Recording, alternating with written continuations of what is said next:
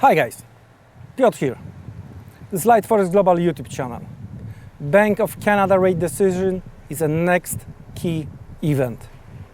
With the latest overall American dollar weakness, with higher oil prices, we've seen USDCAD breaking down through 130. What might happen during the second part of the December? Are we going to see any kind of the bounce? Maybe bulls are going to try to get back 130? Well, we will check the chart. The next one is going to be EURCAD. Both Bank of Canada and next day ECB. Very, very important event from the euro perspective. What about pound versus Canadian dollar? What about the no-deal Brexit? How it might influence the overall market sentiment? Are we going to see strong move to the downside when it comes to the GBPCAD? Well, we will see. And the last one, Canadian versus Japanese yen.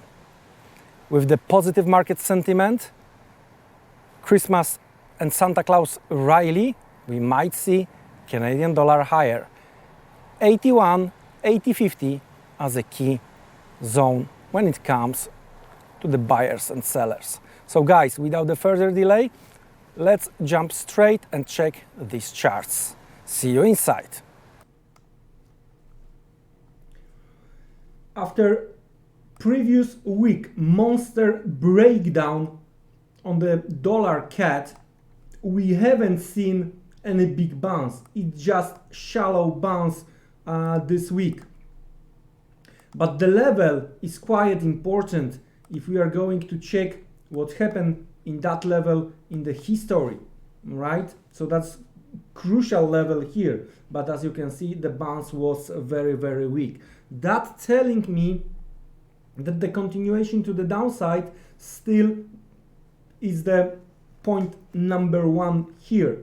And taking into the consideration the most visible waves on this weekly chart, like these two, this low here around 26.50, 26 as a very, very important level and important target. So let's move that line to the downside, right? And let's switch to the daily chart. In the daily chart, as you can see, there is a huge drop, and now we are trying consolidate with the very narrow, really narrow range. Are we going to see straight continuation to the downside? Well, that could be the case, and we will see. Taking the whole measure, looks like the 26, as I mentioned before, even 25.50 could be in play. So, from the seller's perspective, if you are looking for a possibility to sell, we are looking for a Monday high and the failure around the Monday high. I do expect a little bit higher volatility here. So trying to approach the Bank of Canada, right? I would look for some kind of the failure around the top of that range from the seller's perspective, right? Of course, if you are a buyer, you are looking for this over, under, and weekly open for now, right? So this 27.80, that's what market is trying to hold, especially that not only Bank of Canada here might be in play, but also the oil prices. And we got the API yesterday in favor of the sellers. So in case of the little bit softer oil prices, we might eventually hold that ground. So overall, guys, that's the range we are going to try to play with around the Bank of Canada. All right. Failure at the top from the seller's perspective, And if we are going to see breakdown, eventually retest of 50%, that could be another attempt to try to short it, right? The pair. From the buyer's perspective, only the failure around the current level, right? Otherwise, lower towards 2650, 2550, and looking for a bounce over there. Next one, EURCAD. All right. I would say quite long and wide consolidation lately is going on. I would take levels close to 57 and levels close to 54 as that range. So we are talking about the 300 pips range. We are in the middle right now of that range, and if you are going to break higher of the 300 pips range through 57, that's gonna bring us levels close to 160. If we are going to break through 154, we are going to retest 51 and 50 level. The thing is that we have today Bank of Canada, and the next one is a European Central Bank. Taking into consideration the latest price action here, right? We see that after Friday monster move to the downside, okay, this one, Friday monster move to the downside, we're trying to bounce, but we were able to just hit 50% of that Friday range, okay? So looks like market may want to clear this 54.80 and open levels close to, as I mentioned, 54. So let's have a look from the intraday perspective.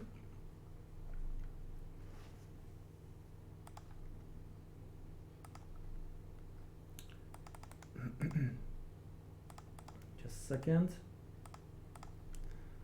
From the intraday perspective, eventually sellers, of course, are around this level based on the daily chart, right?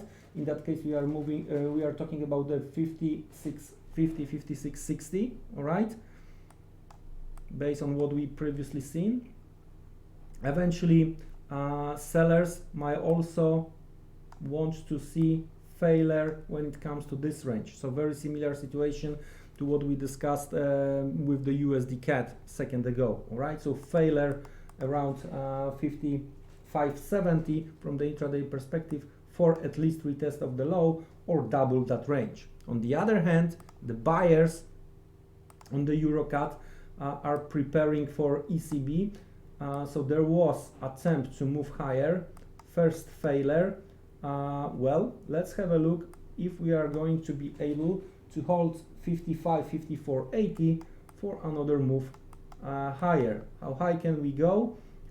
At least retest of 55.60 could be in place, so the top of this narrow range. And if that's the case and we are going to double that range, we are going to retest levels close to 56.20. So that's EURCAD. The next one is a pound CAD. It's not only Bank of Canada, but also Boris Johnson in the Brussels. So be very careful, especially that those two lower shadows, when we are trying to push lower the pound, those two lower shadows looks really, really good. And today we are trying to get back above the weekly open. What's the target?